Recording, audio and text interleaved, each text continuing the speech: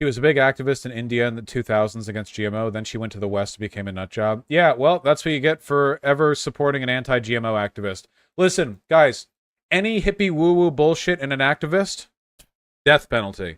Easiest way to deal with it, okay? It always ends up poorly. Every single time. Without exception, every time the hippie woo-woo shit. Every time, dude. Every single time, okay? You guys think... You think because you watch me, oh, I'm so rational. Oh, I'm the biggest, brainest boy. No, you don't get it, okay? Humanity is not built for rationality, all right? Saying humanity is built for rationality is like building a moon colony, waking up in it one day and going, yeah, dude, like this is just how we are. We're on the moon colony, not accepting the fact that it takes billions of yearly, billions in yearly upkeep to maintain it. Being a rational person, by the way, there's no such thing as a rational person. There are people with a predisposition for rational modes of thought. A rational person can be irrational, and irrational people can be rational. Believing you're a rational person is the first, it's the first step to being a stupid piece of shit, okay? Because it makes you think that any of your conclusions must necessarily be born of a rational process. It's an arrogant, don't do that, okay? Like, rationality, the process of rationality, we kind of had to develop it, you know? Like, we didn't really have reliable processes for understanding rational behavior for most of human history. And even after we kind of sort of got it down, we still suck at it. Still kind of shit at it. I have no respect for any of this, this woo-woo bullshit. I would rather people be, numb and empiricist in the most boring way imaginable than them succumb to even a tiny drop of hippie woo-woo bullshit. I think you can be a strict empiricist and still have fun with life, obviously. Necessary metaphysical presuppositions. It's very, very dangerous. Very dangerous. You can't do that. Can't do that. What do you think about nature? I think it's cool. But there's bugs there, so I'll stay inside. But I think it's cool that it's there. The problem is there's a huge part of the population that's naturally attracted to woo-woo and probably always will be. I do think it's a brain problem. I do think that. Not necessarily a nature versus nurture thing. I think it can be either. But I do think it's like a brain thing, Like some people just have like an aversion to rational thought. I don't know. I think it's mostly a nurture thing. I think overwhelmingly people can be educated into it, Hippie woo all leads to alt-right Holocaust denialism. Well, like I said before, like I've said many times, there is an overlap with believing in horoscopes and being a fascist. Those two things correspond. Not perfectly, but there is definitely a predisposition there. Really? Yeah. Imagine believing people's personalities are dictated by the month they're born in. If you believe that, you can be led to believe all sorts of essentialist bullshit about the nature of humans based on characteristics of their birth. It's always been like a deeply reactionary kind of essentialism. Like, I know it's all jokey, like, oh, Scorpios do this or Aquariuses do that or whatever else, but do you think there ever might be a reason why the Nazis were into the occult? Like, do you think it might be more than a coincidence that the Nazis were famously into occult theology? Yeah. A rejection of rationality on one front opens up a rejection of rationality on other fronts. Bottoms are annoying, though, biologically, right? Yeah, of course. Bird. Why am I trending again? Bird! Any thoughts, sir? Anything to say on this issue? Thank you. Dude, my ex was like that. She was super into astrology. She was vegan, blah, blah, but she was a devout JP fan who loved his 12 rules. I think to understand stuff like that, I think it's most important that you understand that when people believe something that doesn't make sense, it's not about the belief itself. It's about how that belief makes them feel. Overwhelmingly, it is the case that if a person believes something that is just indefensibly irrational, it's not about the belief itself. It's about the vibes. Yeah, it's about how it makes them feel.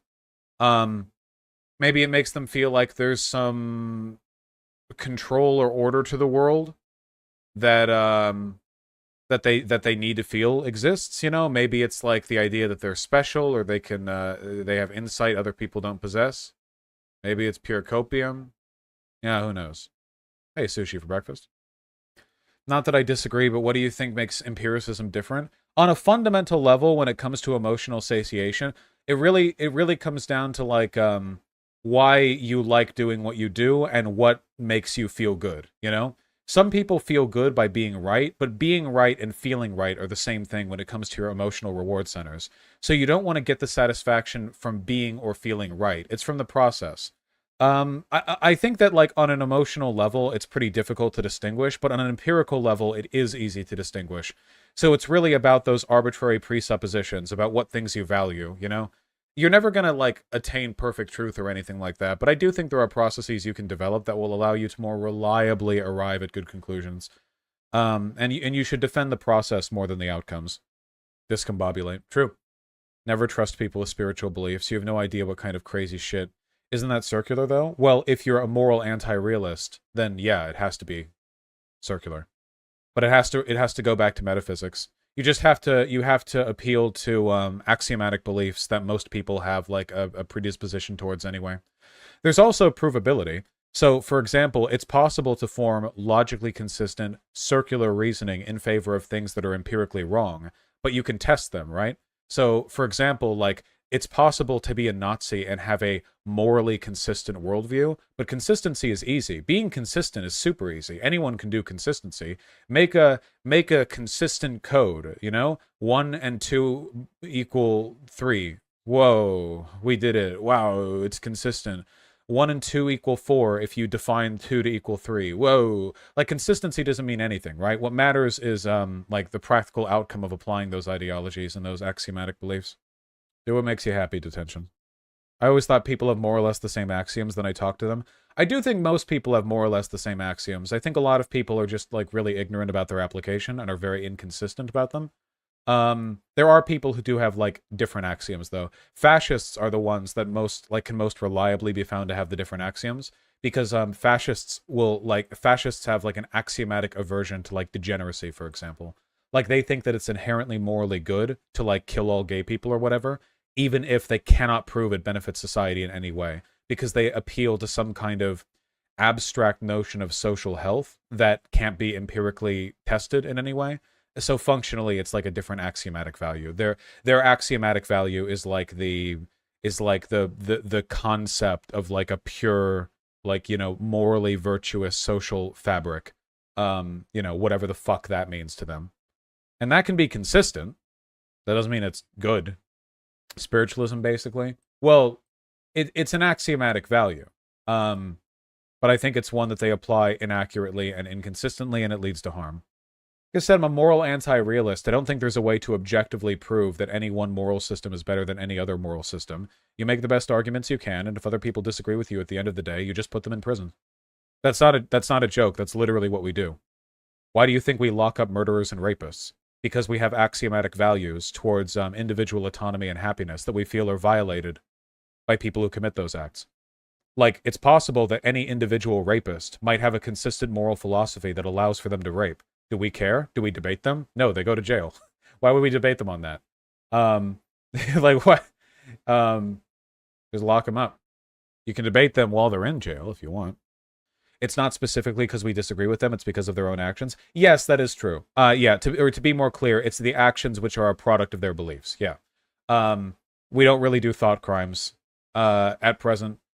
The Nazis did, you know. I mean, some people do, but we generally don't. But if their if their beliefs on like a given ethical system lead them to act towards those beliefs in opposition to ours, like, yeah, you arrest them. Shouldn't we be prison abolitionists though? Fine, we can just kill them. Now, I'm not really a prison abolitionist. I think that you can do a lot of good to change the way prisons are made or like organized, but I've never heard like a good narrative for what prison abolitionism would look like. Like, there are always going to be bad people.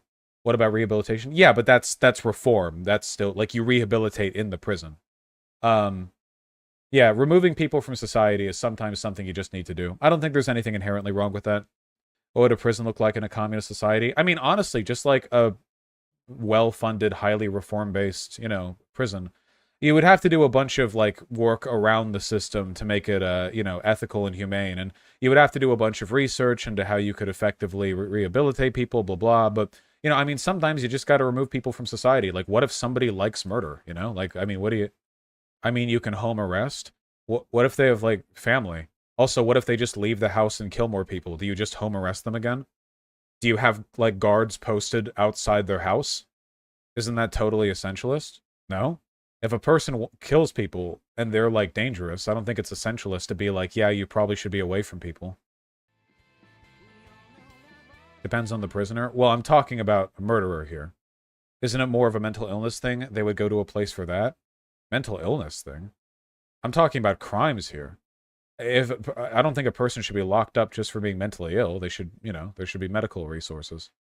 Still a prison, though? Then fine, it's a prison. Whatever. Prison it up. Hell yeah, absolutely. What do you think about the legality of escaping prison?